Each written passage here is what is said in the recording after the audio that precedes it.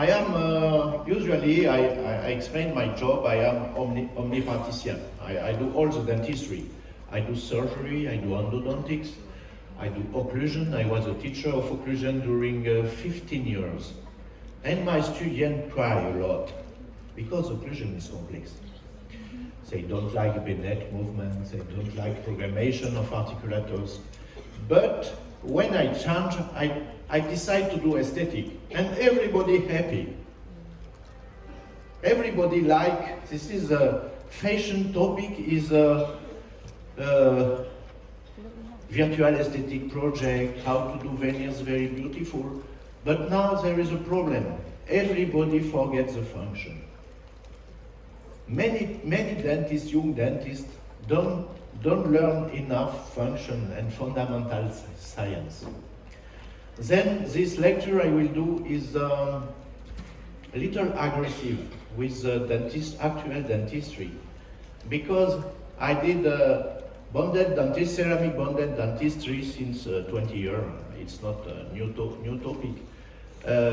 But I tried to see how this clinical case become when aging. What happened with composite? What happened with feldspathic ceramic? What happened with disilicate ceramic?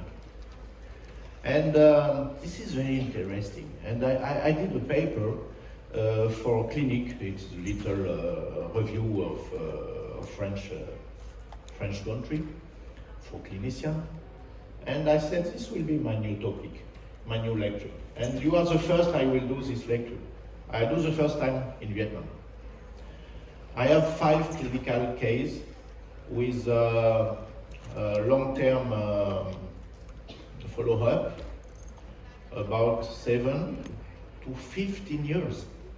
Why can I do that? Because I am very old. This is not a chance. Okay, I will do my lecture in French, because with my friend Nia and Hatu doing the translation, we think I have a low level of English, and it will be more easy for the translator to explain you in Vietnamese, starting with French. Okay, and I want to thank also, of course, your nice introduction, and the invitation of organizing committee, because I see the VDEC Congress become bigger and bigger every year. It's an amazing event, and I am very proud when you invite me every year to this Congress. Thanks a lot. You can put the slide. Okay, I do it. Can you stop the light in the front? Okay, what is important also is to work. Ce qui est important, ok, on va le faire en français.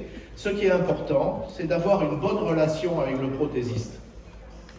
Je voulais vous présenter mes amis et collaborateurs qui sont des céramistes meilleurs ouvriers de France, donc c'est parmi les meilleurs céramistes français. Et de cette qualité de la relation avec le prothésiste va dépendre bien sûr la qualité du résultat. C'est pas parce que vous prenez un bon prothésiste, vous avez tous des problèmes, on a tous des problèmes de prothésiste. C'est pas parce que vous prenez le meilleur prothésiste que vous allez avoir un travail bien fait. Il va falloir échanger avec ce prothésiste et vous l'adapter en bouche, parce qu'il y a énormément d'éléments que le prothésiste ne peut pas percevoir. Tous les tissus mous, toute la fonction, toutes les manipulations par rapport aux articulations, tous les réglages fins que vous faites dans l'occlusion statique et dynamique, tout ça, ça va être amélioré par votre travail. Et c'est comme cela que suivre également les profils d'émergence, c'est très très important. La dentisterie actuelle est totalement en surcontour. Les jeunes praticiens oublient totalement les principes d'intégration biologique. Donc je vous présente Hélène et Didier Crescenzo au milieu, qui sont à Saint-Tropez, et Sébastien Martini, qui est meilleur ouvrier de France, qui est un artiste qui travaille à Pau, qui est une ville du sud de la France.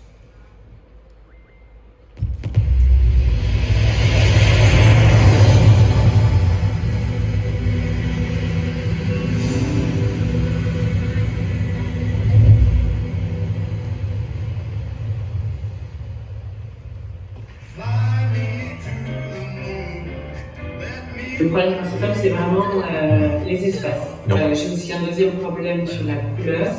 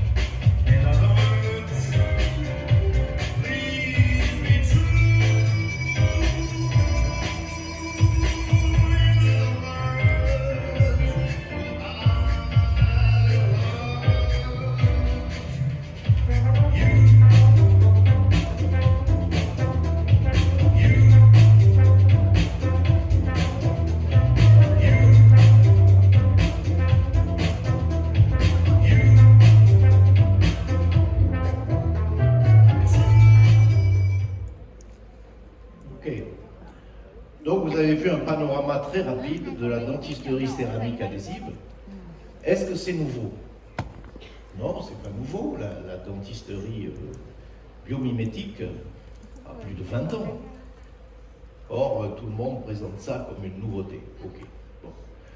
Ça, c'est quelque chose qu'on fait depuis extrêmement longtemps. Les produits, les protocoles de pré-traitement des surfaces ont un peu évolué, il faut les connaître. C'est peut-être la partie la plus sensible, c'est comment pré-traiter la céramique. Beaucoup de praticiens ne savent pas bien s'y retrouver dans toutes les propositions commerciales et il faut avoir des idées claires là-dessus. Je vais vous présenter maintenant le dernier cas que j'ai réalisé à Bordeaux avant de venir. C'est une jeune fille qui est malheureusement tombée en trottinette. Vous savez, il y a les trottinettes, il y en a au Vietnam, je crois, des trottinettes électriques qui vont très vite. Elle a fait une mauvaise chute. Elle a fracturé ses incisives avec exposition pulpaire sur les trois incisives. Il y a quelques années, on aurait dépulpé les dents. Mais les produits de coiffage pulpaire direct, les produits qui sont dits bioactifs, permettent actuellement, si la patiente est vue assez tôt après la fracture, de conserver la vitalité pulpaire. Et c'est très important pour l'esthétique, qu'il n'y ait pas de fragilisation, qu'il n'y ait pas de changement de couleur radiculaire avec les dizaines d'années après le traumatisme. Si vous dépulpez la dent, il y aura forcément un changement de coloration.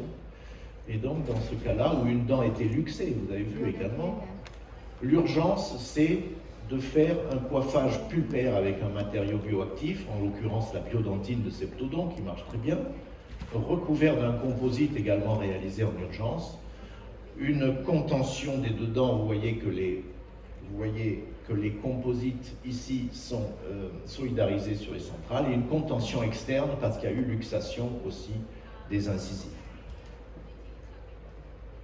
On va laisser la nature réparer le traumatisme. Et vous voyez les radiographies, à droite, 1 an après, les dents sont toujours vitales, il n'y a pas de résorption externe, il n'y a pas de fracture, la pulpe a sécrété de la dentine réactionnelle, on la voit sur l'incisive centrale en particulier, et donc on va pouvoir passer à l'étape esthétique, cosmétique de réalisation des facettes. C'est une patiente qui a une teinte, je dirais, claire, mais naturellement claire. Dans 2 cas sur 3, je réalise des éclaircissements, parce que les patients veulent des dents de plus en plus claires. C'est la mode. Mais ici, elle veut garder la couleur naturelle. Donc, il n'y a pas eu d'éclaircissement. C'est très possible de garder la couleur naturelle. Les canines sont saturées, les latérales un peu moins, les centrales se projettent en avant avec la blancheur des facettes que vous allez réaliser. C'est très joli, ça donne du relief à l'arcade, de ne pas tout blanchir. La particularité, c'est que vous avez sur ces dents, vous voyez l'incisive latérale ici, au bout de 5-10 minutes, l'émail de cette patiente devient franchement blanc, et donc il faut faire très attention dans l'adaptation de la teinte de la céramique, de ne pas laisser les dents se déshydrater pour bien apprécier leur couleur.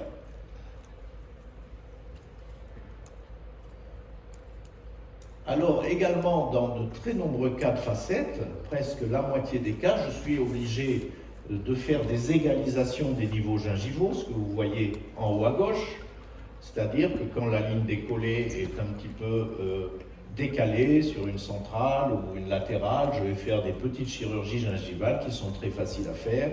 Parfois, je vais rajouter du conjonctif s'il y a un déficit tissulaire. Et très souvent, vous avez besoin aussi de faire des corrections osseuses.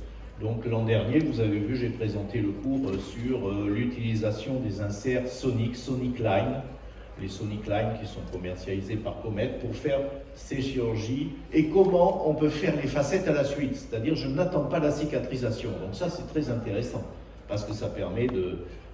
On a déjà attendu 1 année là pour avoir une certitude de cicatrisation pulpaire. Si on commence à attendre 3 mois de plus, ça va rallonger le traitement. Donc, il faut savoir qu'on peut faire la gingivectomie, le sondage parodontal et la correction osseuse au Sonic Line que vous voyez là, dans la même séance que l'empreinte, parce que ce sont des techniques non ouvertes. Ce sont des techniques en enveloppe et qui vont cicatriser très vite. Voilà ces inserts qui sont droit et gauche, écoudés sur le champ, écoudés sur le plan. Donc il y a 6 instruments d'élongation. Et le principe, c'est de venir corriger la crête osseuse sans faire de lambeaux. Sans faire de lambeaux, c'est très intéressant. Vous voyez ici que c'est le jour même de la chirurgie, on ne dirait pas, hein, parce qu'il n'y a pas de saignement, le jour même de la chirurgie que je fais l'empreinte. Vous voyez d'ailleurs sur l'image, vous voyez très bien sur l'image de l'empreinte, que l'empreinte va jusqu'à l'os. C'est-à-dire que cette petite collerette que vous voyez ici, là, s'enfonce jusqu'au niveau osseux qui est le niveau de correction pour la réattache, pour l'élongation coronaire. Ça n'est pas un problème parce qu'il n'y a rien de mieux que la céramique pour la cicatrisation. C'est-à-dire en quelque sorte vous repoussez la cicatrisation après le collage de la facette. Or c'est mieux que de laisser un provisoire de résine qui est poreux, et si vous mettez une céramique glacée, une céramique est le meilleur matériau pour cicatriser. Vous le savez. Alors, c'est très triste de voir les photos avant l'accident. La patiente, évidemment, pleurait énormément, elle avait cassé ses dents, elle avait un très beau sourire. Demandez des photos avant l'accident pour bien voir le choix, l'engagement dans la typologie. Cette patiente a des dents très caractérisées, triangulaires, très plates et en position de livre ouvert, c'est-à-dire les 2 centrales qui sont en rotation interne, ce qui donne beaucoup de force, beaucoup de caractère à son sourire.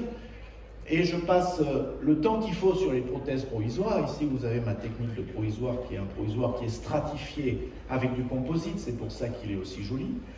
Mais surtout, c'est un provisoire qui va permettre, vous voyez la 11 qui a eu la chirurgie, qui va permettre sur du composite nanohybride bien poli, une bonne cicatrisation, le temps de réaliser la facette. Le prothésiste, évidemment, va regarder de très près mon provisoire. Je ne donne aucune marge de manœuvre sur l'interprétation des formes. C'est-à-dire, la typologie que je mets, parfois même la texture, la position des lignes de transition de mon provisoire doivent être respectées par le prothésiste. Le prothésiste me dit, Jean-François, vous ne me donnez aucune marge de manœuvre et d'interprétation. Je ne peux pas avoir d'inspiration avec vous. Je lui dis oui, mais il ne faut pas que vous ayez l'inspiration de me faire des dents de ragondin ou des dents de chien sur un patient. Il n'y a pas d'inspiration. Il y a vous, clinicien, qui avez le patient, qui faites l'analyse psychologique, l'analyse morphopsychologique, qui testez avec les tissus mous. Et tous les détails que vous avez mis en place doivent être reproduits dans la prothèse définitive. Alors c'est vrai que c'est très contraignant pour le laboratoire. Vous voyez le premier essai du laboratoire, Sébastien Martini, meilleur ouvrier de France en l'occurrence, il me fait des dents trop bombées. Or, la dent triangulaire que je veux, elle a même des concavités en face vestibulaire. Son premier essai ne me plaisait pas du tout. Il a bien respecté la longueur, mais il a trop sorti l'angle distal de la 11, vous le voyez. Il y a un côté bombé qui ne va pas à la patiente. Est-ce que vous pouvez finir en one-shoot les facettes, une empreinte collée? C'est impossible pour moi. Pour moi, c'est impossible. Si vous le faites, c'est que les formes sont très standardisées et tout ovoïde, et c'est un peu la dentisterie actuelle. Hein. C'est-à-dire vous avez un sourire dépersonnalisé, standardisé. Ça, c'est un vrai problème. Voilà le deuxième travail du prothésiste, qui est un joli travail avec des textures, des morphologies plus concaves dans des dents de typologie triangulaire très marquée, comme je l'ai déjà dit, et ce travail va être collé. Le premier temps, c'est de régler les points de contact, parce que les facettes ne vont pas rentrer parfaitement, et on les colle, vous le savez, une par une. On ne colle pas les facettes par 4 ou par 10, on colle une par une, et à chaque fois on revérifie les points de contact proximaux. Et on utilise la pâte d'essai hydrosoluble pour vérifier le problème de la couleur. Et ici, on est très gêné parce que vous voyez déjà que l'incisive latérale, la 12, a blanchi en cervicale. C'est-à-dire qu'au bout de 5 minutes, on a ce blanchiment de surface crayeux chez certains patients, chez les jeunes souvent, qui peut perturber l'évaluation de la couleur.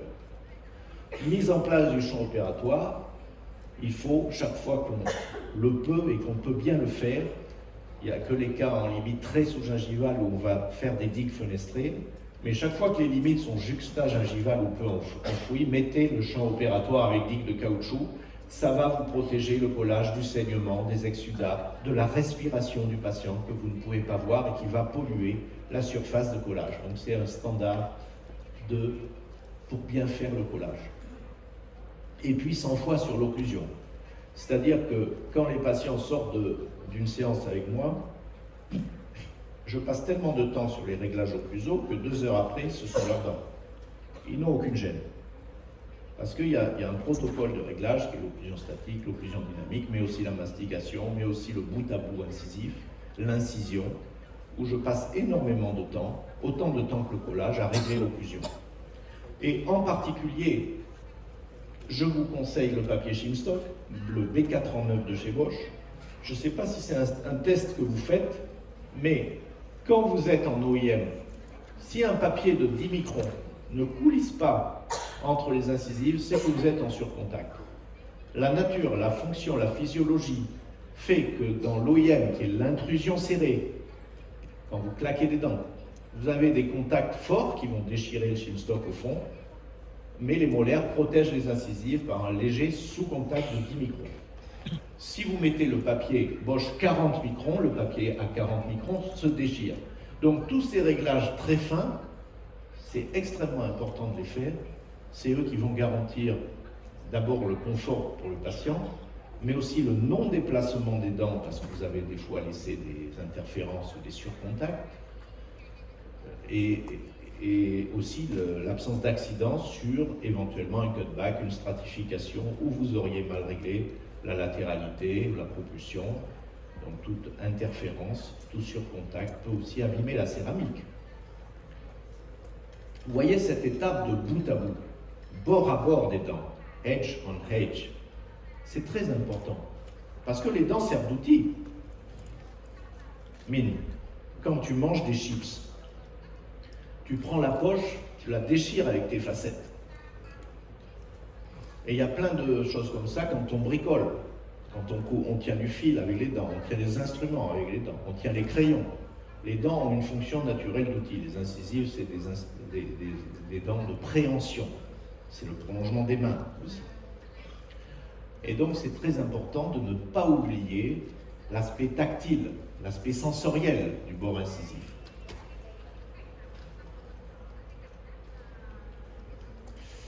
La texture est belle, la texture est naturelle. Et au dernier moment, on va changer un petit peu cette centrale au contrôle. 8 jours après le collage, je revois la patiente et je coupe un petit peu l'angle distal de la 11 pour la faire passer mieux avec la 12 et suivre le bord de la lèvre inférieure. Du coup, vous voyez qu'une centrale a un bord incisif en V alors que l'autre centrale a un bord droit, mais ce n'est pas un problème. Je déteste la symétrie parfaite. Et j'ai mon ami Luca Dall'Oca, qui est un très grand, qui a participé à mon livre d'ailleurs, il a fait le chapitre How to become artist in dentistry, comment devenir artiste en dentisterie. Il a un mot que j'aime beaucoup, il dit les incisives centrales, il faut les faire similaires mais différentes. Similaires parce que grosso modo c'est la symétrie qui est belle, mais différentes parce que les micro-variations, le champ, ce que l'on appelle le champ de fluctuation, la fluctuation asymétrique, c'est ça qui donne la vie dans le sourire. C'est pas d'avoir des dents calibrées tout ovoïdes comme on voit trop souvent dans les projets virtuels esthétiques. On est sur un standard d'uniformisation qui est insupportable actuellement. Quand vous voyez des sourires refaits avec des facettes, c'est toujours des formes ovoïdes, c'est toujours la symétrie parfaite, c'est la symétrie qui est programmée dans les machines de 4K d'ailleurs, quand on fait programmation antérieure, image en miroir. Toujours image en miroir. C'est une absurdité. Je ne peux pas développer ça, mais j'ai un cours là-dessus, sur pourquoi la symétrie, c'est important de l'introduire dans les sourires. Mais ce n'est pas l'objet d'aujourd'hui. Voilà la patiente qui est heureuse. Elle est magnifique, elle a des yeux bleus, elle a des dents, elle a un sourire gingival, mais c'est joli quand la gencive est saine, il n'y a pas de problème. Mais on a rempli notre mission de garder la vitalité, de mettre ses incisives dans l'occlusion, elle est en supraclusion, vous l'avez vu, d'arriver à régler avec un guide antérieur pas trop verrouillé cette propulsion de manière correcte. Et la grande question maintenant, c'est quoi? What is the question now? Vin? What will be the longevity of my veneers? Le patient vous pose cette question, qu'est-ce que vous répondez? Qu'est-ce que vous répondez à ça? C'est une question très embarrassante. Ça dépend de beaucoup de facteurs. Ça dépend déjà si vous avez bien respecté les protocoles de collage et si vous avez bien fait les pré-traitements pour la dent, pour la céramique. Bon, ça dépend de votre prothésiste. S'il n'y a pas des micro-craquelures déjà dans les facettes, parce qu'il a malmené le matériau et quelques temps après, bing, une fêlure dans la facette alors que vous avez tout bien fait. Ça peut arriver. Il y a eu un matériau qui a été malmené au laboratoire, ou surcuit, ou trop gratté, et les micro-cracks vont se propager dans la céramique. Ça dépend de ce que fait le patient avec ses dents. S'il soulève les chaises tous les jours avec ses dents, il fait du cirque. S'il prend des clous et il tient avec ses dents, ça ne va pas aller. Je dis, ça ne va pas être plus solide que les dents naturelles quand même. Hein. Donc faites attention de respecter les facettes. J'ai une amie orthodontiste qui a voulu absolument des facettes feldspathiques sur toutes ses dents antérieures. Elle avait une dyschromie au tétracycline. Je lui ai dit, tu sais, c'est fragile. Hein. La feldspathique, c'est la céramique qui fêle le plus. Et elle fait tellement attention que depuis 20 ans, il n'y a pas eu un micro-éclat sur ses facettes. Donc ça dépend aussi de ce que fait le patient avec ses dents. Mais bon, les dents prothétiques, il faut les oublier. L'objectif, c'est de les oublier, c'est qu'elles remplissent la fonction.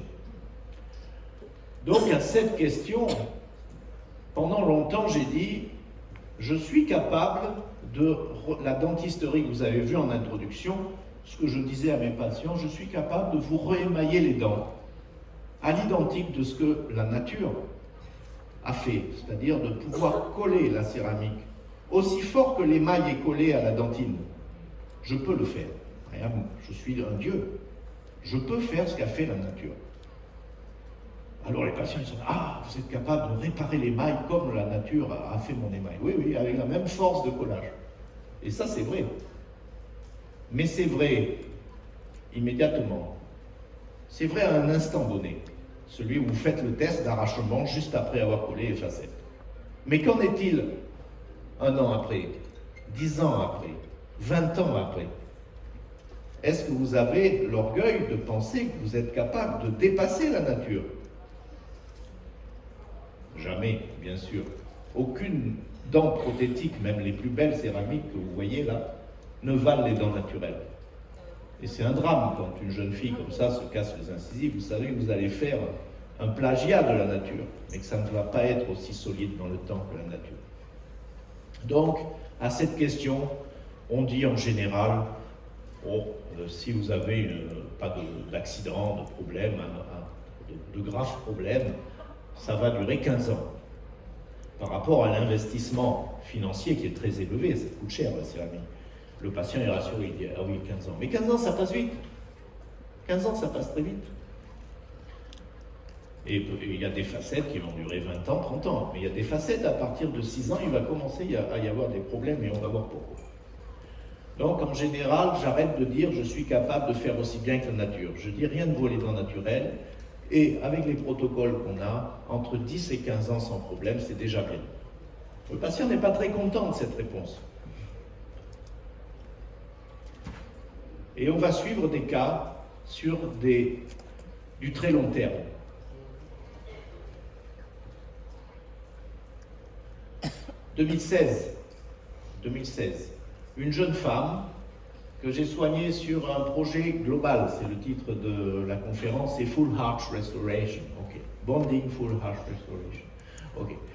Ça c'est un cas où c'est les cas qu'on va voir, la plupart c'est augmentation de dimension verticale et reconstruction totale parce qu'il y a érosion, c'est des cas d'érosion ou c'est des cas de bruxisme sévère. Et ici, cette patiente avait un régime végétarien, elle faisait beaucoup de sport, elle buvait des boissons acides, elle aimait le citron, et en plus elle serre les dents. Elle a une dysfonction musculaire, elle a tendance à clencher, à serrer les dents très fort. Vous voyez son état de denture avec beaucoup d'érosion palatine, des îlots dentinaires sur les molaires. Vous avez même la dent 47, vous voyez, avec une très belle fissure distale. Elle est prête à se fracturer dans le sens vertical, ça veut dire qu'elle serre, hein, c'est toujours les 7 mandibulaires qui se creusent les plus vite dans la parafonction et dans la fonction aussi. Et donc de ce côté-là, elle a un problème urgent, elle a des douleurs, il y a une amorce de fracture verticale de la dent.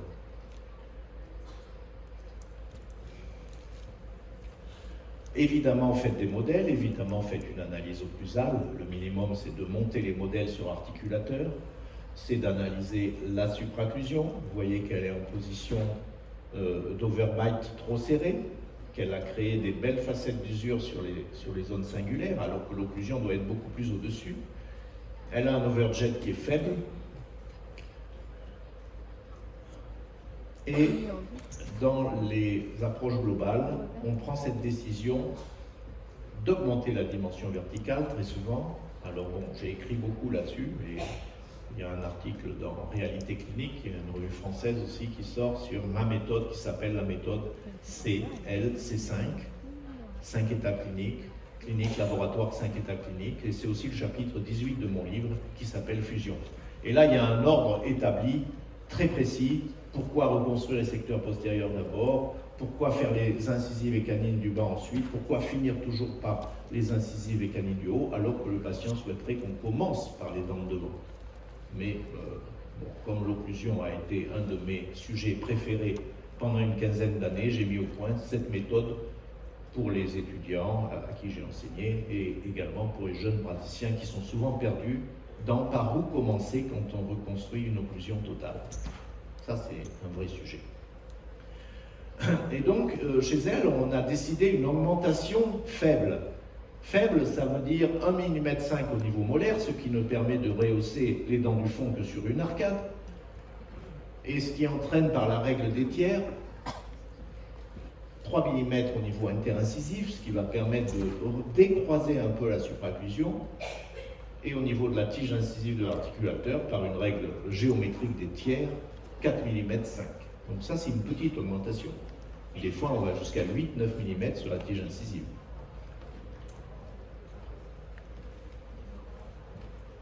L'analyse occlusale montre bien la surfonction antérieure et le serrage, le bruxisme centré qu'elle a. Hein.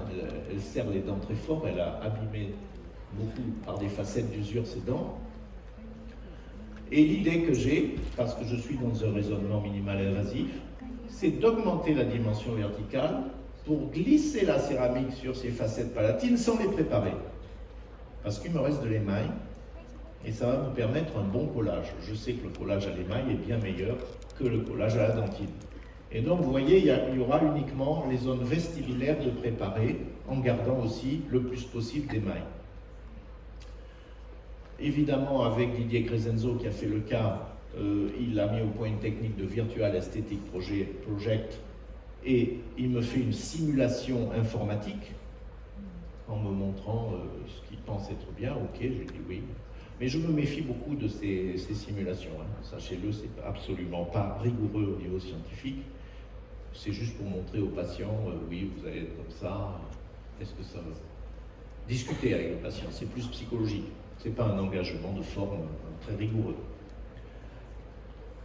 Au niveau postérieur, je vais réaliser à l'époque, c'était en 2016, je vais réaliser des overlays 4K tétriques CAD, c'est vrai qui vous clave.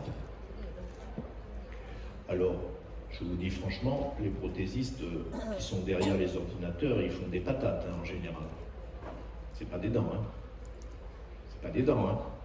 Donc derrière, après l'usinage, on va améliorer les formes, on va maquiller. Pourquoi des pièces composites? pour une petite économie pour le patient. Parce qu'on dit, ah, ça va être un peu moins cher, ça fait beaucoup de pièces dans la bouche, le composite direct sur les incisives du bas, puis des pièces collées 4 cam au fond passées plus solides, là, le matériau est quand même plus résistant. Ça va permettre d'économiser quelques milliers d'euros. Mais avec le recul, je vous dis franchement, je pousse toujours le patient vers la céramique et vous allez voir pourquoi. En antérieur, on privilégie l'esthétique maximale d'une belle céramique avec des infrastructures en disilicate de lithium, en l'occurrence IMAX Press d'Ivoclar. Didier Crescenzo ne travaille qu'en pressé parce qu'il est convaincu que la pressée permet d'avoir de meilleurs ajustages actuellement que la CFAO. Et il fait un cutback, ce qu'on appelle un cutback, il enlève en vestibulaire et il stratifie un petit peu avec de la feldspathique dont les coefficients de dilatation thermique vont être adaptés au disilicate de lithium. Après, de plus en plus, il me fait du monolithique et il fait juste un petit cutback d'émail parce que déjà un monolithique bien travaillé en forme est très joli. Et on n'a pas le risque d'éclat de céramique du feldspathique. Et voilà la réalisation en 2016. La patiente voulait des dents très claires, c'est une patiente originaire de Bulgarie, et elle avait cette obsession de dents blanches. On lui fait des dents blanches, on fait plaisir aux patients, bien sûr. On peut faire des dents blanches, mais c'est plus dur d'avoir des dents blanches vivantes. Et voilà les vues occlusales, vous voyez les tabletop composites Tetrixeram au fond, vous voyez les facettes jusqu'au prémolaire. Les petits îlots dentinaires du haut ont été comblés avec du composite et les bords des incisives et canines du bas, c'est du composite direct, technique directe, monté à la main avec Essentia de GC qui est un très beau composite. Essentia de GC. 2023, 7 ans plus tard, je retrouve la patiente sur Facebook. Par hasard, je n'avais pas suivi cette patiente depuis 7 ans. Je la retrouve sur Facebook avec cette image très amusante, là. Elle aime le rock, elle est un peu rock. Et comme elle vit en Bulgarie, je dis à Ivan Chakalov, qui est un de mes frères et amis, je lui dis, convoque la patiente, si tu peux, pour voir où en sont les restaurations qu'on a fait il y a 7 ans.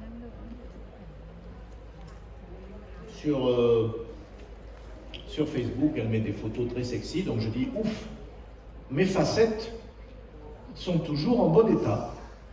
7 ans après, mes facettes, je suis content, sont toujours très belles. Et il me fait quelques photos. Si on regarde le secteur mandibulaire, après 7 ans, vous voyez, 2016, avant, dans la même année, on a collé les pièces. Déjà le maquillage des Tetrixeram, il part, hein. C'est du bidouillage, c'est pas un maquillage qui est cuit, c'est un maquillage à froid, donc c'est même pas la peine de les maquiller. Hein. Dès la fonction, au bout de 3 mois, il n'y a plus de maquillage. Hein. Mais ce qui est très intéressant, c'est que de voir que 7 ans après, on a un décollement total du tabletop sur la 37, décollement total, il y a juste la colle qui est restée dans la fissure, vous vous souvenez que c'était une dent qui était prête à se fendre. Juste la colle est restée dans la fissure, qu'on a une fracture partielle du tabletop sur 36 et que le tabletop sur 34 est aussi complètement parti. Alors ça, c'est surprenant. Et de l'autre côté, donc 2016 avant, vous voyez qu'elle avait une usure jusqu'à l'ivoire sur les molaires, donc c'était très sérieux. Les tabletop, et les tabletop, pareil, la 7 a pris un sacré coup. Fracture partielle sur la 6, décollement total sur la 5 et la pièce est toujours présente sur la 4. Ça veut dire que cette patiente, elle est en train de perdre son calage postérieur à 7 ans sur des pièces CFAO indirectes composites. Ce sont des matériaux qui sont dits hybrides, ils sont très chargés. Mais quel est leur inconvénient? C'est qu'ils ont une plasticité, une élasticité assez importante en comparaison des céramiques. Et donc, ils absorbent les contraintes, mais sur les marges, très souvent, ils se fracturent. Très souvent, il y a des micro-cracks, il y a des fractures, il y a des enlèvements de matériaux, il y a des colorations de joints qui sont très importantes, voire des pertes totales de pièces parce qu'elle a une occlusion légèrement dysfonctionnelle. Elle sert énormément pendant la journée. Au niveau antérieur, c'est très intéressant. 2016, avant, juste après la réalisation, 7 ans après, le disilicate de lithium monolithique, très fin, pourtant c'est très fin, hein, c'est 3-4 dixièmes seulement en palatin, là où j'ai glissé le disilicate sur l'usure. Vous vous souvenez, j'ai augmenté ADV, j'ai glissé sur l'usure. Il n'a pas bougé. Aucune altération en guide antérieur du disilicate de lithium. 7 ans, résultat immédiat, résultat après. Vous voyez que les incisives du bas, avec le composite direct, n'ont pas beaucoup, le composite ne s'est pas beaucoup abîmé, à part une porosité, mais les dents ont un petit peu bougé. Il y a une malposition qui s'est légèrement accentuée, donc rien n'est stable en bouche, on le sait. Les dents antérieures ont tendance à s'égraisser et à se chevaucher en vieillissant. Deuxième cas clinique, 2007. Une patiente que j'avais soignée aussi en Bulgarie, chez mes amis du Sofia Dental Meeting, et c'était une patiente, encore une fois, à régime végétarien, avec une très forte érosion, un milieu buccal acide, et je pense qu'elle était anorexique, elle devait se faire vomir. Et donc elle avait un enlèvement palatin de tissu très important. Quand vous voyez les faces palatines complètement détériorées jusqu'à la dentine, c'est qu'il y a vomissement. Et donc, on a réalisé à l'époque 4 facettes feldspathiques, parce qu'à l'époque, il n'y avait pas le disilicate de lithium. Hein. 4 facettes feldspathiques avec Jean-Marc Chevalier, qui était un excellent prothésiste de Bordeaux, avec la technique de Willy Geller, bon, alors les choses qui étaient à la mode à l'époque, hein, sur die réfractaire unitaire. Et on avait fait une démonstration sur elle pour faire ces 4 facettes que vous voyez là en 2007. Jean-Marc Chevalier, ici sur la photo, avec la patiente en fin de séance. 10 ans plus tard, 2017, mon ami Yvan Chakalov, qui fait le suivi de la patiente, me dit « J'ai dû recoller un morceau. Il y a une facette qui s'est fendue. » Ah ben j'ai dit « Oui, c'est du feldspathique, c'est fragile. » Et j'ai recollé le morceau, ça va, elle est contente. Bon, c'est pas très joli, mais qu'est-ce qui s'est passé? Je lui ai dit, fais-moi des photos occlusales, ça m'intéresse de voir à 10 ans ce qui s'est passé. La photo initiale n'est pas très bonne, je l'ai sortie d'un film. Vous voyez qu'il y avait érosion palatine très forte, suspicion d'anorexie boulimie, de vomissement. Et regardez la photo, 10 ans plus tard, les îlots dentinaires palatins sur les prémolaires, flèches jaunes, sont très creusés. Il y a des îlots qui sont apparus de l'autre côté, ça veut dire que le milieu est toujours érosif. Ça veut dire que le traitement étiologique de cette patiente de supprimer la cause endogène de l'érosion n'a pas été maîtrisé. Peut-être la patiente a arrêté sa consommation acide juste après mon traitement parce qu'elle était contente d'avoir 4 facettes, mais elle a repris ses habitudes. Peut-être qu'elle se fait encore vomir. Peut-être qu'elle a encore des crises d'anorexie boulimie. Et donc ça, c'est une très grave maladie psychologique, donc très difficile à gérer, très difficile d'en parler avec le patient. Parce que regardez, 10 ans après, le creusement des faces palatines jusqu'à la dentine a continué, mettant la limite de la céramique en surcontour, et c'est pour ça que la facette feldspathique s'est cassée d'ailleurs. C'est pour ça qu'il y a eu cette fracture. Parce que le contexte érosif continue. Donc ça, c'est un vrai problème. Vous voyez les incisives du bas qui ont fondu parce que l'acide attaque l'émail, évidemment, très vite. Troisième cas clinique. 2023, c'est une patiente que j'ai vue cette année, qui vient me voir. Elle veut des facettes partout. Elle veut toute la bouche en facettes. Je lui dis, bon, attendez, parce que vous avez peut-être des belles dents. Oui, mais j'ai usé mes dents, j'ai usé beaucoup mes dents. Mais quand je regarde, bon, il y a une différence de hauteur de collet, mais ça c'est facile à gérer. Mais ce qui m'inquiète, c'est que quand je regarde l'esthétique de la patiente, déjà, elle s'est fait faire plein de chirurgies sur le visage. Elle s'est fait gonfler les lèvres, injection de graisse ou d'acide hyaluronique dans les lèvres. Bon, elle s'est fait refaire la poitrine, elle a fait des dizaines d'opérations. Et je parle avec elle et je sens qu'il y a un problème psychologique. Je la classe dans les patients qu'on appelle dysmorphophobiques, c'est-à-dire qui ont une image erronée, une image faussée, voilée de leur corps. Et souvent j'observe les mains, j'observe les pieds, je vois des choses des fois extraordinaires. Mais je me dis, alerte rouge, bim bim bim, petite lumière qui s'allume, cette patiente, on va discuter longtemps avant de s'engager dans un traitement. Parce que si vous commencez à soigner, on attire ces patients qui sont classés au niveau psychiatrique dans la dysmorphophobie. Si vous commencez à traiter des patients comme ça, à la fin tout le monde va pleurer.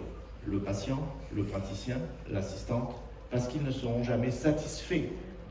Ils ont des demandes qui sont totalement décalées en esthétique, par exemple de faire des faces vestibulaires, d'élargir le sourire de plusieurs millimètres. Et ils vont vous faire épaissir les facettes. Non, non, non, c'est pas possible, on n'est pas... Vous êtes dans une image, je leur dis, vous êtes dans une image du corps qui n'est pas la bonne, qui n'est pas la physiologie, qui n'est pas l'esthétique naturelle. Mais, je dirais, le problème est psychiatrique, donc il faut y aller doucement. Okay. Et je sens que cette patiente est dysmorphophobique, donc je la classe, je discute avec elle, je vois l'érosion terrible des faces vestibulaires, des faces palatines, je pense qu'il y a vomissement aussi.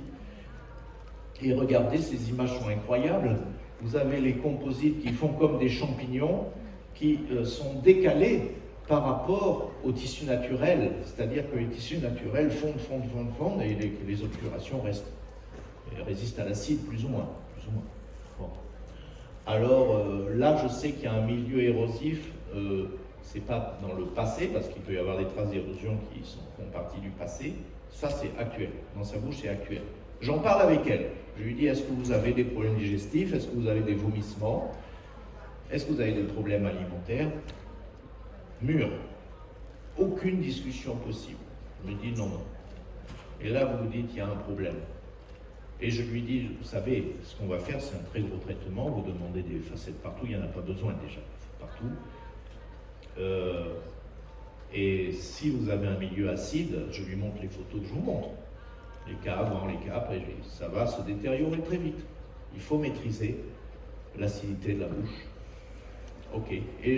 Donc je suis gentil, donc je lui dis gentiment qu'on va faire du suivi. Je lui dis on va se revoir, on va faire un follow-up, on va évaluer un peu les dégradations dans la bouche, je lui fais quelques composites à la rigueur, mais je ne m'engage pas dans un gros traitement avec remontée de dimension verticale. Attention aux problèmes psychiatriques. 4e cas, 2010. En 2010, un patient bruxomane sévère vient me voir. C'est un cas complet, c'est un cas avec forte augmentation de dimension verticale. Vous allez voir qu'il est très stressé. Il est très stressé parce qu'entre nous, il y a un facteur de stress très important, c'est qu'il a 2 familles. Ça arrive des fois. Il a une famille en France, il a une famille en Allemagne. Et les 2 familles ne se connaissent pas. Et donc je pense que le bruxisme est accentué par ça. Mais bon, c'est pas recommandé d'avoir 2 familles à gérer. Déjà une famille c'est assez compliqué. Mais bon. Et alors, il est très sympathique. Et je lui dis, bon mais là vous avez drôlement abîmé vos dents, vous serrez énormément, on va faire un plan global. À l'époque, c'était des techniques céramo-métal, hein, parce que ça date déjà, avec des préparations périphériques. Déjà, on avait fait des facettes du bas feldspatique. Les incisives et canines du bas, ce sont des facettes feldspatiques. Il y a quelques inlays, mais tout est céramique. Non, c'est à peu près tout céramique. À l'époque, on faisait des arcades naturelles, c'est-à-dire on n'avait pas peur de mettre de la couleur. Si on faisait des arcades comme ça aujourd'hui, on dirait que c'est horrible, parce qu'on a mis des jaunes d'or, des ocres, des bruns, ce qu'on ne fait plus maintenant. On ferait plus clair maintenant. Et bien sûr, il a une gouttière protégée de la dysfonction neuromusculaire, apportée systématiquement la nuit et en période de stress. C'est-à-dire que ce genre de patients, on les rééduque. Dans les premières séances, on va leur faire des mouvements d'étirement tous les jours à la maison, avec des pressions, contre-pression sur les propulseurs, contre-pression sur les élévateurs, tous les matins 10 mouvements. Si le cas est sévère, on l'envoie 10 séances chez le kinésithérapeute qui va lui faire aussi des mouvements de langue pour qu'il arrive à comprendre ce cercle vicieux du serrage et du bruxisme. Et on sait très bien que c'est une étiologie qui n'est pas d'origine dentaire depuis longtemps, donc c'est une étiologie psychogène. Il faut qu'il arrive à faire du biofeedback, c'est-à-dire à contrôler ces périodes de serrage par son mental. Voilà. Et donc, alors c'est vrai qu'il y arrive, c'est quelqu'un qui se maîtrise très bien, il arrive à contrôler, mais quand même, vous allez voir qu'il y a de la casse dans les 10 années qui suivent. 2017, donc ça nous mène à 7 ans déjà. Au bout de 7 ans, qu'est-ce qui se passe? Il y a une des facettes feldspathiques sur 42 qui saute avec une fracture. Mais quand je regarde l'occlusion, je vois qu'il a développé des facettes d'usure dans le feldspathie assez marquées au bout de 7 ans, et que cette incisive latérale accroche dans la latéralité avec la canine du haut. Donc je me dis, il y a le débonding, il y a le décollement, favorisé aussi par une interférence latérale sur cette incisive. Donc j'enlève le fragment qui reste, je reprépare, mais surtout en laissant le maximum d'émail, attention, et je fais une facette en disilicate de lithium dont je sais qu'elle ne se fracturera pas. Le disilicate de lithium est beaucoup plus résistant. 2018, donc 8 ans après la réalisation du cas, sur un secteur où une molaire était très abîmée, il y a la racine mésio-vestibulaire qui se fracture. Alors là, on a la discussion intéressante de savoir qu'est-ce qu'on va faire. C'est un bridge de grande portée déjà, qui va de la canine, qui va de la prémolaire canine jusqu'à la 7, jusqu'à la 8 même, jusqu'à la dent de sagesse. Qu'est-ce qu'on va faire? Est-ce qu'on va enlever la 6 et mettre 2 implants, prémolaire et molaire? C'est ce que feraient la plupart des jeunes praticiens. Jeunes praticiens, ils disent, bon, on a perdu la dent, on fait une racine artificielle, on fait un implant, ok, on fait l'implant. Bon, qu'est-ce qui va se passer dans cette bouche où il est hypersensible à l'occlusion, c'est-à-dire le moindre écart, il va commencer à bruxer pour le régulariser en quelque sorte. Si vous mettez des prothèses dento-implantées mélangées à des prothèses dentoportées, implantoportées et dentoportées mélangées, l'implant va être un pieu. L'implant n'a aucun amortissage desmodontal et la perception va être très différente pour le patient et il va exploser les dents du bas. C'est-à-dire que toute son arcade va se mettre à pivoter si vous créez, enfin une sous-occlusion bien sûr. En général, les praticiens mettent en sous-occlusion une implant. Mais bon, si vous ne créez pas de sous-occlusion, ça va devenir un point de pivotement dans son bruxisme. Et c'est pour ça que j'applique parce que j'ai fait beaucoup de chirurgie parodontale au début de mon exercice, je fais ce qu'on faisait il y a 30 ans, c'est-à-dire des amputations radiculaires avec, j'ai gardé, là il y avait eu déjà amputation radiculaire vestibulaire sur la 7, amputation mésio-vestibulaire maintenant parce qu'il y a eu fracture sur la 6, et je refais un bridge de la prémolaire à la dent de sagesse. Justement parce que dans sa bouche hypersensible aux différences occlusales, je sais que si je mets les implants, je vais créer l'explosion de toutes les céramiques du bas de ce côté. Tout tué, d'accord. J'attends la validation de MTUI. Alors, qu'est-ce qui arrive 13 ans après? Ça commence à faire, 13 ans après. Mais toujours du même côté, toujours de ce côté gauche. L'hyperactivité du bruxisme provoque des chippings, provoque des éclats dans le feldspathique de céramo-métal. Alors ça arrive très très souvent, on peut dire que 60% de nos céramo-métal ont des éclats. Plus vous allez vers le 7 du bas, et plus ces dents vont s'abîmer, la céramique va même se perforer en occlusal, comme vous le voyez. Mais bon, moi ce qui m'ennuie, c'est qu'on perd l'occlusion avec les éclats vestibulaires. Donc, ça m'arrive régulièrement de faire des petits chips de disilicate de lithium que je vais coller, vous les voyez à droite, flèche jaune, à droite. Il y a eu 2 chips de réparation, ça m'évite de refaire la couronne. Et c'est très correct en occlusion et en solidité. Si vous collez céramique sur céramique, c'est très solide, avec les techniques d'etching en acide fluorhydrique ou etch and prime, parce que etch and prime est moins dangereux en bouche. 13 ans après, décollement d'une autre facette feldspathie sur la 33. Et donc c'est toujours ce côté gauche qui est très en hyperfonction, ça veut dire probablement qu'il a une mastication unilatérale gauche et qu'il usine, il usine un peu trop. Et quand je regarde mon ancienne préparation, je vois que déjà il y avait très peu d'émail. Il y avait moins de la moitié d'émail, zone bleue, qui avait été conservée pour coller la facette. Et vous allez voir que dans l'analyse que je vais faire bibliographique, c'est très important de garder l'émail. Très très important. La zone faible du collage est toujours la zone dentinaire.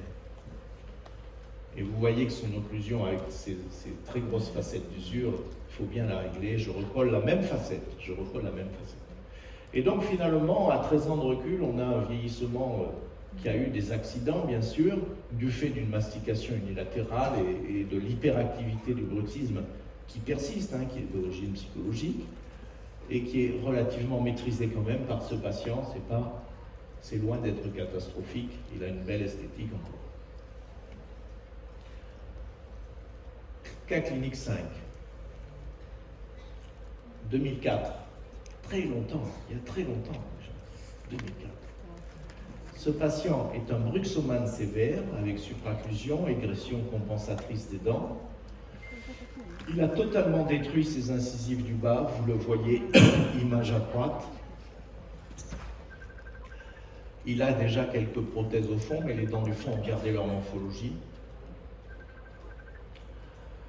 Et à l'époque, on n'avait pas le DCIK de lithium, donc j'avais choisi de faire Inceram Alumina, qui était une matrice alumineuse infiltrée de verre, mais qu'à 5%, donc c'est pas un matériau qui se colle très bien. Mais bon, sur des overlays postérieurs, j'avais estimé que ça serait correct. Donc c'était avec Jean-Marc Chevalier. Et à l'époque, souvent dans les cas de supraocclusion, on faisait des butées métalliques, comme ça. Ça ne nous posait pas de problème de faire des céramos métal sur or avec des butées métalliques, parce que chez Bruxoman, on disait c'était bien d'avoir des contacts sur l'or. Mais bon, tout ça, c'est une autre dentisterie. Ça n'est plus de mise aujourd'hui. Et voilà le cas fini. Excusez-moi. Voilà le cas fini. Overlay postérieur du fond en Inceram Alumina infiltré. Facette et couronne sur les dents du bas. Bridge de contention en deux parties. Il y a deux éléments, droite et gauche, sur les incisives et canines du haut, et quelques restaurations unitaires sur le postérieur du haut, où on a gardé peut-être même les couronnes anciennes. Bien sûr, gouttière neuromusculaire, conseils comportementaux aux patients et demande de suivi. C'est des patients qu'on voit 2 fois par an. Si vous ne suivez pas ces cas, vous aurez des fois ou des problèmes par eau parce que l'hygiène est insuffisante, ou à nouveau le bruxisme qui redémarre parce qu'il n'y a pas, ils oublient le self-control sur le bruxisme. 2016. Après 12 ans, je fais toujours le suivi de ce patient 2 fois par an. Un des overlays Inceram se décolle, la surface est propre, je le refais en DCI 4 de lithium, ce qui me garantit un collage plus puissant. Parfois, j'ai des éclats de céramique aussi sur les dents antérieures d'un bridge. Et ce que je fais, c'est facette, pour ne pas refaire le bridge, facette, ici sur le pontique de 12. C'est-à-dire je prépare, là j'ai pas la photo finale, mais je prépare ma facette dans la céramique et je colle etching céramique sur etching céramique. Ça marche très bien et c'est une solution très esthétique. En 2019, c'est-à-dire 15 ans plus tard, le patient m'appelle alors que j'ai perdu le contrôle depuis plusieurs années, c'est-à-dire depuis 5 ans, ce patient ne vient plus me voir. Pour l'hygiène, je me dis, il doit aller ailleurs, ou il a déménagé. Non, il est toujours là, mais il s'est occupé d'un autre problème. C'est-à-dire qu'en France, c'est très à la mode de se faire des enregistrements des apnées du sommeil. Et donc il est allé au centre du sommeil de Bordeaux, où on lui a fait les enregistrements, on lui a dit vous faites 30 apnées par heure, ou je ne sais pas combien, Et à partir de ce seuil, il faut ou avoir le masque avec l'oxygène pour éviter les problèmes cardiaques, ou porter une bielle, le bielle d'avancée mandibulaire, un système qui dégage l'oropharynx pour la respiration nocturne. Et on lui a dit, en gros, c'est vital. Si vous ne faites pas ça, vous allez mourir 10 ans plus tôt. Le patient y va, hein. Ça, c'est des médecins, c'est pas des dentistes comme nous. Nous, on n'est pas importants en santé. C'est les médecins qui disent, il y a le pronostic vital, il faut absolument s'occuper des apnées du sommeil. Ok. Et donc, il revient me voir en me disant, c'est bizarre, je vais beaucoup mieux, je ronfle plus, ma femme est contente, et je vais vivre 10 ans de plus, mais j'ai mes dents qui s'écartent, les incisives qui s'écartent, avant, après, et qui se craquellent. Qu'est-ce qui s'est passé? Il a mis ce système de repositionnement par gouttière antérieure, ce qu'on appelle une bielle d'antéposition mandibulaire, pour supprimer les apnées du sommeil. On dort comme ça. Alors il y a deux phénomènes qui se passent. D'abord, si vous mettez la moitié du temps comme ça, vous avez de la position ligamentaire osseuse cartilagineuse qui se fait en distal du condyle. Le condyle est éminemment dynamique, donc c'est la fonction qui maintient la forme. Si vous laissez la chance au condyle d'apposer des tissus en distal, vous n'allez plus pouvoir revenir en relation centrée. Et c'est ce qui lui est arrivé, c'est-à-dire que maintenant il bute plus en avant sur ses dents, même sans la bielle. Même sans la bielle. Deuxièmement, comme ce sont des ORL, excusez-moi s'il y a des ORL dans la salle, qui font les empreintes. Qu'est-ce qui se passe? Ils font vite comme ça, bim, allez, oh, ouais, on va vous guérir, vous allez vivre 10 ans de plus, bing, bing. Et il se passe que la deuxième molaire, elle est pleine de bulles. S'ils n'ont pas d'aspiration, de trucs, bon. Donc, les prothésistes qui font les bielles, parce qu'ils ne voient pas de dentiste, hein, j'insiste là-dessus, c'est-à-dire c'est des traitements qui sont gérés chez nous par les ORL. Ils ne voient pas un contrôle de dentiste avant ni après. Et donc la bielle, qui est très souple déjà, n'engage pas, ne recouvre pas la deuxième molaire, ni en haut, ni en bas. Et si vous portez un système de bielle ou de gouttière partielle pendant des années, c'est de l'orthodontie. L'assiette va s'égresser. Si l'assiette n'est pas solidarisée à un bridge, et c'est ce qui s'est passé. Regardez bien son occlusion actuelle, il est plus en antéposition, donc il a cassé les bords incisifs du bas, et sur les côtés, là c'est son OIM actuel, vous voyez bien qu'il y a des espaces. Regardez les espaces. Vous voyez les espaces? Il a perdu son occlusion. Alors je ne suis pas content. Il voit que je ne suis pas content. Il dit, je ne suis pas content. On a passé une année pour faire ce traitement et là, je dirais, il faut commencer. Donc je lui propose un plan de traitement avec des tabletops collés sur la céramique pour rattraper son occlusion. Mais je dis, il faut arrêter la bielle. Il faut passer au masque. Le masque ne crée pas de problème, c'est-à-dire pression positive d'air la nuit qui permet de respirer. Mais les bielles font beaucoup de dégâts dans les occlusions. Alors il faut mettre en balance le pronostic vital, combien d'apnées par heure, avec, oui, il vaut mieux perdre l'occlusion et mettre une bielle. Mais c'est très délicat parce que le patient il dit oui mais ça c'est que les dents, moi je vais vivre 10 ans de plus, ok. Donc il n'a pas eu confiance dans ce que je lui ai dit après et j'ai perdu ce patient dans le suivi. Vous comprenez? Donc c'est très... Dans le suivi il y a des éléments comme ça, on ne peut pas l'imaginer quand on fait la prothèse, ce qui arrive après. Revue de littérature, ça va, je suis dans les temps. Revue de littérature, parce qu'en général je suis en retard, mais je suis en retard. Ça va. Revue de littérature. Quel est le matériau idéal pour reconstruire en milieu érosif ou en bouche usée les grandes arcades comme ça?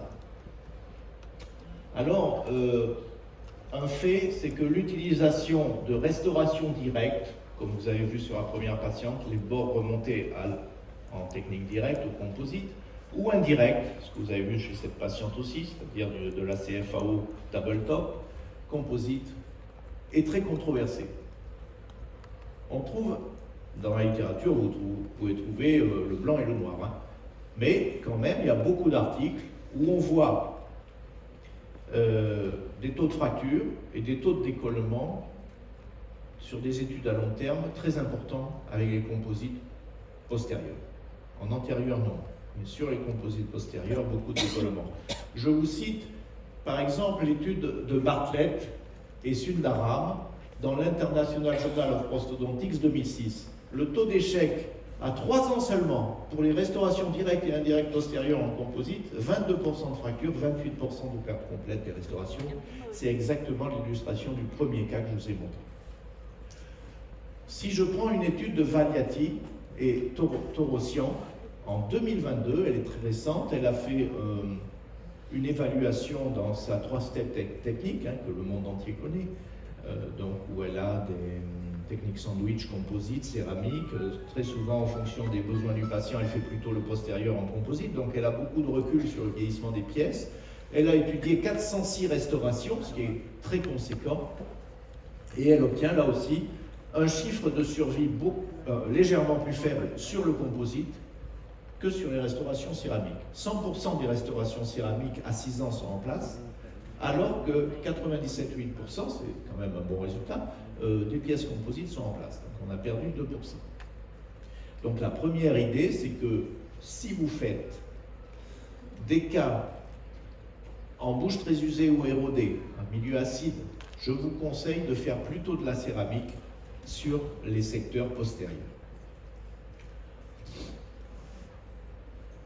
Qu'en est-il des facettes feldspathiques? Alors, les facettes feldspathiques, est-ce qu'on en fait encore? Oui, je fais encore beaucoup de feldspathiques dans tout ce qui est chips, tout ce qui est no prep, parce que c'est tellement fin que la CFAO de disilicate est impossible.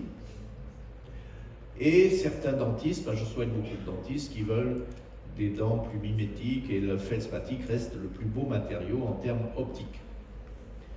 Mais le risque, les restaurations en céramique feldspathique ont un bon taux de survie, c'est-à-dire que les pièces sont toujours là, mais elles ont des fêlures.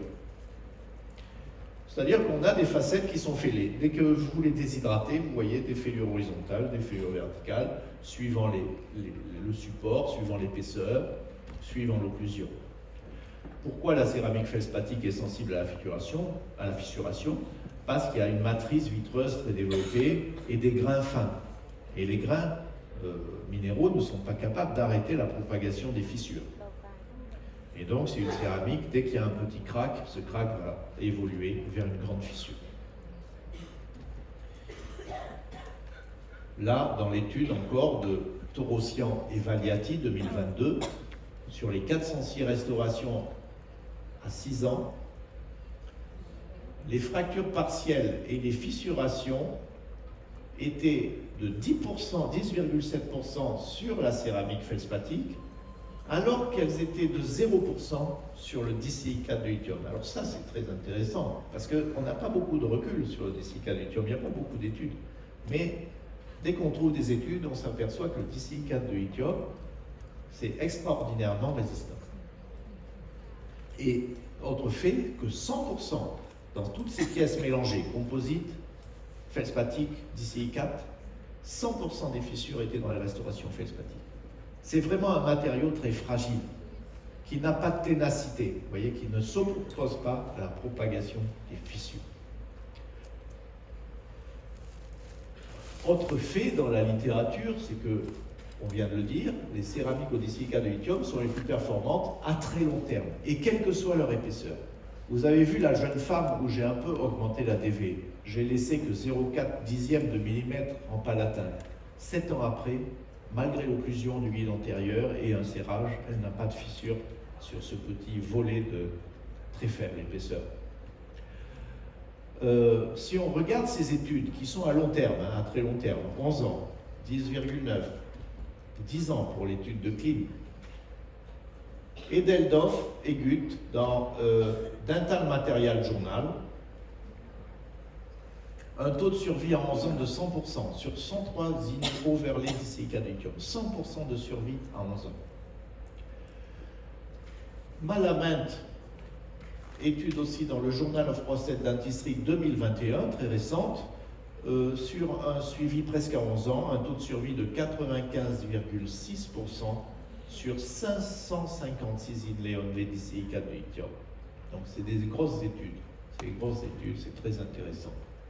Et la dernière étude de Klink et Grotten dans le Journal of Dental Materials 2018, taux de survie de 91% à 10 ans pour des classes et sur des périphériques, sur les couronnes. Le taux de survie est toujours moins bon sur le périphérique que sur les pièces partielles. Ça, c'est un fait. C'est-à-dire que vous pouvez dire à votre patient, il vous dit oui, mais pourquoi ne pas faire des couronnes? C'est plus solide, non? La littérature a montré que le taux de survie des facettes est supérieur à celui des couronnes. Parce que vous mutilez plus, parce que c'est du scellement adhésif et pas du collage. Enfin, il y a sûrement beaucoup de raisons. La couche hybride est le point faible. Ah, alors ça, c'est très intéressant. Parce que justement, quand je disais à mon patient, oui, je suis capable, comme le fait la nature, de coller aussi fort la coque d'émail à vos dents que l'a fait la nature. Bon. En grande partie, c'est faux. Ça dépend à quel support je colle. Si je colle à l'émail est essentiellement du minéral. Il y a seulement 7% d'eau. Et depuis toujours, même avec un simple etching et un bonding, une résine liquide appliquée, il y a 30 ans, on collait déjà très fort, on collait à 20 mégapascales. Actuellement, on peut coller à 35-40 mégapascales sur l'émail. Mais un des points forts du collage à l'émail, c'est que le vieillissement n'altère pas ce collage, ou très peu. Donc chaque fois que sur une facette, vous pouvez préserver 100% d'émail, 90% d'émail, 80% d'émail, faites-le. Dans la littérature, il y a un seuil de 20% d'exposition dentinaire où on commence à allumer les voyants rouges en disant attention, si dans les zones cervicales vous avez préparé profond et vous avez 20-30% de dentine, ça fait prendre un risque dans le temps, dans la longévité du collage. Alors, pourquoi la dentine est un tissu beaucoup plus complexe que l'émail? La dentine, c'est seulement 47-45% de minéral, c'est beaucoup de matériaux organiques et c'est beaucoup d'eau. C'est 25% d'eau. Donc on colle sur un tissu qui comporte énormément d'eau avec le fluide transdentinaire depuis la pulpe qui arrive, etc. Bon. Vous voyez de très belles images de couches hybrides sur la gauche ici avec le collagène déminéralisé qui est comme un herbier intratubulaire et intertubulaire, hein, donc toute cette zone qui va devenir la couche hybride. Et vous voyez les tubuli dans lesquels vont s'engager la résine. À droite, vous voyez deux images de résine après déminéralisation de la dent pour observer comment la résine fait ces fameux tags, les tags d'ancrage. Bon, c'est ça le principe de l'adhésion dentinaire. Premier fait, ce que je viens de vous dire, Guerel l'a étudié sur une étude rétrospective à 12 ans. Les facettes ayant des marges de préparation dentinaire ont un taux d'échec 10 fois supérieur. Et Guerel est vraiment le père de cette dentisterie, père des facettes. C'est le premier à avoir fait un énorme livre sur les facettes. Donc ça, c'est très intéressant. C'était dans International Journal Periodontics Restorative Dentistry 2013. C'est une revue de Guerel. Enfin, c'est une étude sur ses propres cas. Donc voilà, par exemple, si je vous mets cette image-là, c'est parfait. Mais c'est rare d'avoir autant d'émail sur une préparation de facettes. Souvent, il y a des composites de classe 3 qui ont déjà allumé la dent. Souvent, c'est un patient un peu âgé qui a une limite sur une racine. Et vous avez forcément ce type de préparation aussi dans vos facettes. C'est-à-dire, ici, on n'est qu'à 30% d'émail. Et ça fait partie des cas où il y a un risque de décollement à long terme. Un point à savoir aussi pour les patients érosifs, qui ont beaucoup de lésions cervicales.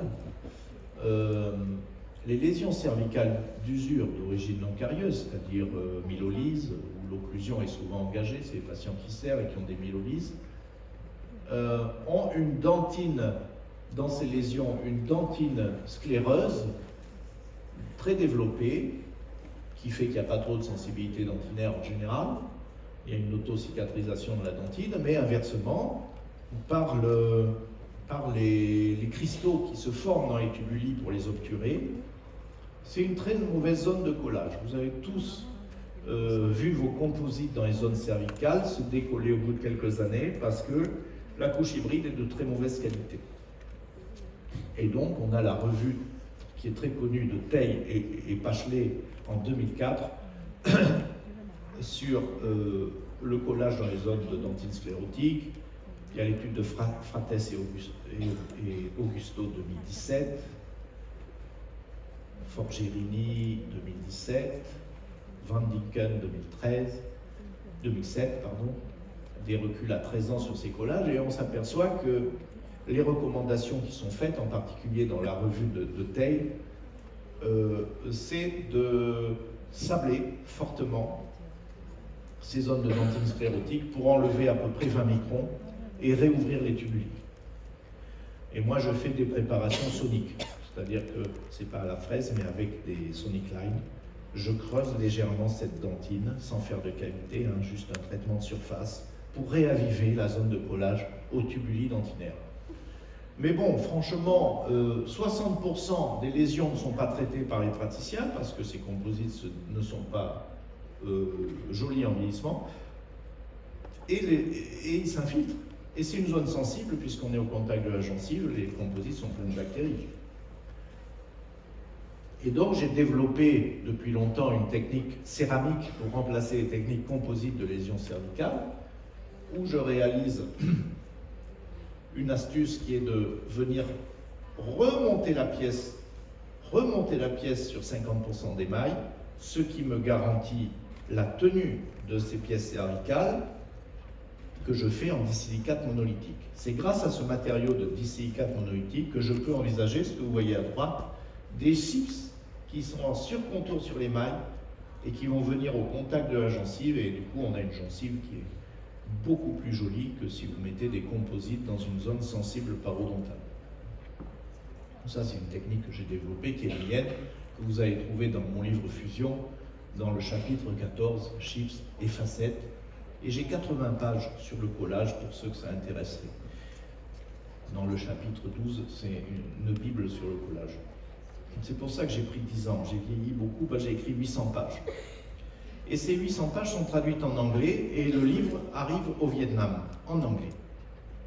Donc à partir de décembre, on aura le livre, je pense, au Vietnam, qui sera en anglais. Pas en vietnamien. Un problème important dans le vieillissement de la couche hybride, c'est qu'il y a toujours une polymérisation incomplète des nanophases hydrophiles des adhésifs qui favorise la dégradation hydrolytique. Il y a un problème de casque, je crois. C'est bon? C'est-à-dire que dans les adhésifs modernes, vous avez deux phases. Elles peuvent être mélangées. Phase hydrophile, phase hydrophobe, de la résine et la phase hydrophile qui va pénétrer dans les zones mordancées des tubuli pour faire la couche hybride. Or, ces nanophases hydrophiles se polymérisent relativement mal. Ça fait une hétérogénéité de polymérisation, et les phases les moins polymérisées vont avoir une dissolution hydrolytique, c'est-à-dire une dégradation hydrolytique, une hydrolyse. Et vous avez tous observé d'ailleurs que quand vous faites des composites de classe 3, et c'est vous qui les avez fait, vous avez bien respecté les adhésifs amélodentinaires, vous êtes surpris, vous passez l'ultrason, bing, le composite saute. Ça veut dire que la force d'adhésion de la couche hybride a complètement chuté quelques années après. Ça veut dire qu'il y a une dégradation de la couche hybride. Moi, c'est ce qui m'a surpris toujours quand j'enlève tous mes composites, quand je fais les facettes, je les refais. Mais ces composites que j'ai fait il y a des fois 2-3 ans seulement, ne tiennent plus aussi fort qu'à l'adhésion originelle. L'étude dans le journal de dentisterie restauratrice de Liu et Jaderham 2011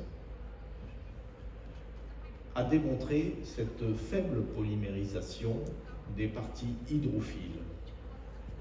Dans le journal de dentisterie restauratrice 2008, également, Ye et Park, In vitro performance of nano-heterogeneous dentin adhesive. ces 3 articles sont très importants pour comprendre ce phénomène. Et dans l'étude d'Osaka, on a une comparaison de dentine qui a été imprégnée d'alcool, d'éthanol et de dentine avec son eau. C'est une étude in vitro qui a montré que dès qu'il y a de l'eau, il y a hydrolyse.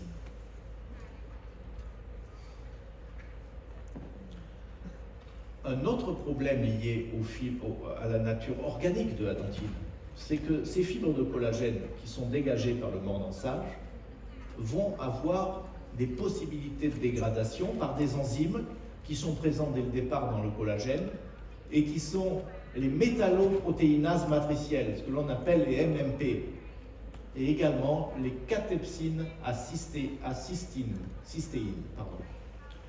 Donc ces enzymes qui sont libérées par le mordançage et qui sont présents au sein du collagène vont altérer rapidement le collagène de la couche hybride.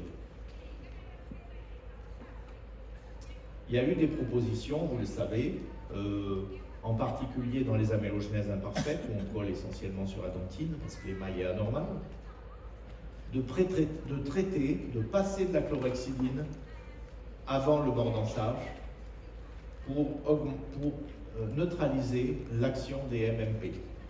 Et c'est vrai que expérimentalement, dans les études in vitro, la chlorhexidine est efficace pour neutraliser ces enzymes, mais les études in vitro n'ont pas démontré une supériorité du collage lorsqu'on passe la chlorhexidine. Donc, c'est très discuté. Personnellement, je ne passe jamais de chlorhexidine dans mon protocole d'adhésion. Ça reste très discuté. Enfin, un processus qui est peu connu et lié à l'eau également présent dans la dentine, c'est qu'une hydrolyse de la résine peut également se produire suite au contact prolongé avec l'eau qui a imprégné les composites et le film de collage.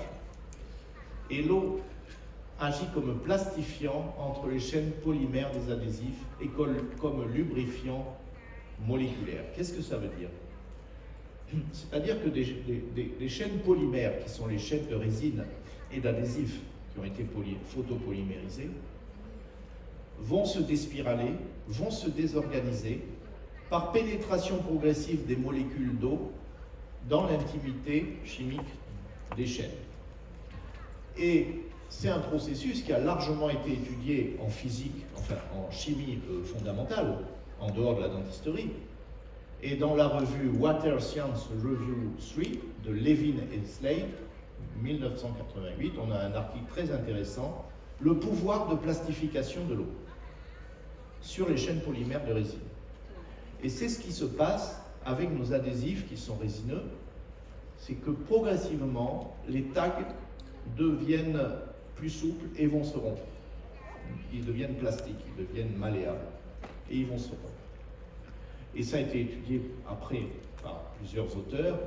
Il y a 2 revues qui sont très intéressantes, Amin et Fared, dans le journal Coatings 2022, Dégradation et stabilisation of resin dentine interfaces in polymeric dental adhesive. On est en plein dans le sujet, c'est des articles que je vous conseille de lire, parce que c'est des phénomènes qui ne sont pas connus des omnipraticiens. Pour eux, ils ont collé, ils savent que c'est un peu moins bien sur la dentine, mais ils ne savent pas qu'il y a une telle dégradation dans le temps.